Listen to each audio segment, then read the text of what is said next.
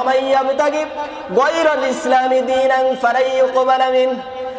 ইসলাম বাদ দিয়ে তোমার মন গড়া যদি কোনো কিছু তুমি প্রচার করো, সেই অনুযায়ী মেনে মেনে তোমার জীবনকে পরিচালনা করো, আল্লাহ তাআলা তা কোশ্চিনকালেও গ্রহণ করবে না। এই যে আয়াত, এই আয়াত তো আমাদের সকলকে জাহান্নামের দিকে নিয়ে যাচ্ছে। এই আয়াত কি বলতেছে? আমি ইসলাম বাদ দিয়ে যা কিছু মানি না কেন, সেই মানার কারণে আমার কোথায় যেতে হবে? জাহান্নামে চলে যেতে হবে।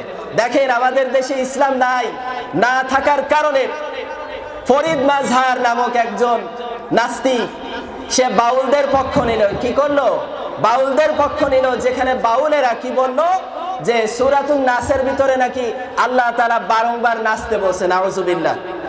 আল্লাহ তাআলা কোরআনুল কারীমের ভিতরে বলেছেন, কুল আউযু বিরাব্বিন নাস, কুল আউযু বিরাব্বিন নাস।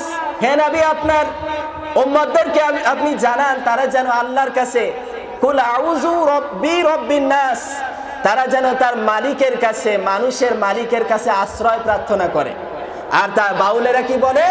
নাচতে বলছে। নাউযুবিল্লাহ। কি বলছে? নাচতে বলছে। আর এক বাউল আবুল সরকার আল্লাহকে নিয়ে পর্যন্ত ঠাট্টা করলো যে আল্লাহর কথার নাকি ঠিক নাই। নাউযুবিল্লাহ। কি বলছে? আল্লাহর কথার নাকি ঠিক নাই, আল্লাহর মুখ আর তার বললাম না পিছন নাকি এক। নাউযুবিল্লাহ। এই বাউলকে যখন ধরে নেওয়া হলো, ফরিদ মাজহার সহ অনেক নাস্তিক তার পক্ষ নিয়ে বলল যে মৌলবাদ ভরে গিয়েছে এই দেশে, জঙ্গিবাদ ভরে গিয়েছে। নাউযুবিল্লাহ। আমাদের দেশে যদি ইসলাম কায়েম থাকতো তাহলে এই সমস্ত নাস্তিক মুরতাদজা কথা বলার কোনো সাহস পেত কি পেত না? বলেন। আমরা ইসলাম চাই কি চাই না? আমরা ইসলাম চাই।